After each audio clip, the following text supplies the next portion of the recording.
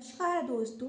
आज की हमारी इस वीडियो में आप सभी का स्वागत है। हम आपके लिए दशा माता के व्रत की कहानी लेकर आए हैं। एक समय की बात है, सास और एक बहू थी। दोनों पूजा पाठ नहीं करती थी।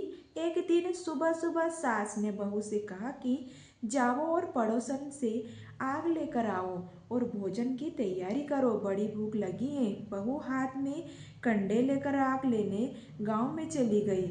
उस दिन गांव पर दशा माता की पूजा थी, इसलिए किसी ने भी उसे आग नहीं दी। वह खाली हाथ ही वापस लौट आई और घर आकर सास से बोली, माता जी आज तो किसी ने भी आग नहीं दी। सब बोले कि सुबह सुबह आग लेने आ गई हैं, सभी दशा माता की पूजा कर रहे हैं। तब उसकी सास ने उसे उत्तर दिया कि यह व्रत उपास करने से कुछ नहीं होता। अभी तुम्हारे पास जो भी कुछ है मुझे खाने को दे दो। बहू ने दिमाग में दशा माता के व्रत की बात चल रही थी। वह सोच रही थी कि यदि सारा गांव यह व्रत कर रहा है तो जरूर कुछ ना कुछ तो बात है।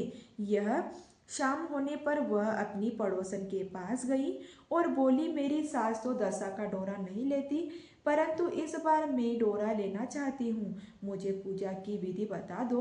पड़ोसन ने बहू को दशा माता का डोरा लेने की सारी विधि बता दी। जब वो डोरा लेने का समय आया तो बहू ने सास को बिना बताए दशा माता का डोरा ले लिया।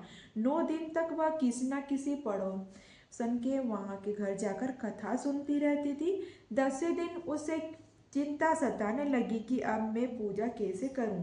वह मन ही मन में दशा माता का ध्यान करने लगी और सोचने लगी कि यदि आज सास वह कहीं बाहर चली जाए तो मैं शांतिपूर्वक पूजा कर लूंगी। दशा माता की कृपा से थोड़ी देर में सास बहू के पास आई और बोली, मैं आज खेत पर जा रही हूँ, यदि मुझे आने में देर हो जाए तो मुझे मेरे लिए खेत पर खाना भिजवा देना।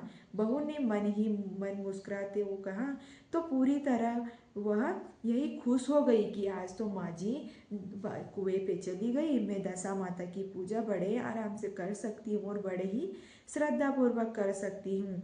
वही सोचती थी कि उसने सास ने कहा, आप चिंता होकर जाइए, बेचिंता होइए जाइए, घर का सारा काम मैं निपटा लूंगी और दोपहर में आपका भोजन लेकर खेतों पर भी मैं आ जाऊंगी। सास के जाते ही बहू ने स्नान कर दशा माता की पूजा के इसके बाद वह पूजा की सामग्री एक मिट्टी के गोले में रखकर उसे खिलौने के लिए ले जाने लगी। उसकी माँ खेतों में वापस आ गई और सास को देखकर बहू ने जल्दी से उस मिट्टी के गोले को छुपा दिया। उसने सोचा कि उचित समय पर गोले को दही से निकाल लूंगी और आते ही बहू से कहा, तुम मुझे खाना दे दो, क्यों आ नहीं आई, अब तक क्या कर रही थी। बहू ने कहा, माता जी आज मैं सर के बाल धोए थे, उन्हें सुखाने में देर लग गई, इस कारण भोजन बनाने में देर हो गई। थाली लाती हूँ, आप गुस्सा त्याग दो और भोजन कीजिए।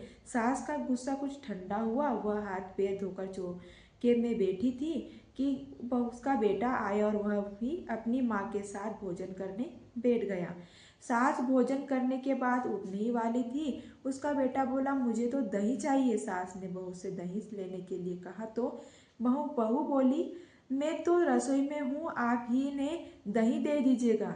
सास हाथ धोकर दही लेने गई, परंतु जैसे ही उसने छाछ की मटकी उठाई तो उसमें कुछ खड़खड़ाहट की आवाज आई। उसने हाथ डालकर देखा तो उसमें एक बड़ा सोने का गोला मिला। सास ने आश्चर्य से बहू से पूछा, इस छाछ की मटकी में यह सोने का गोला कहाँ से आया, मुझे इस कहाँ से चुरा कर लाई हो और यह क्यों छुपा रही हो।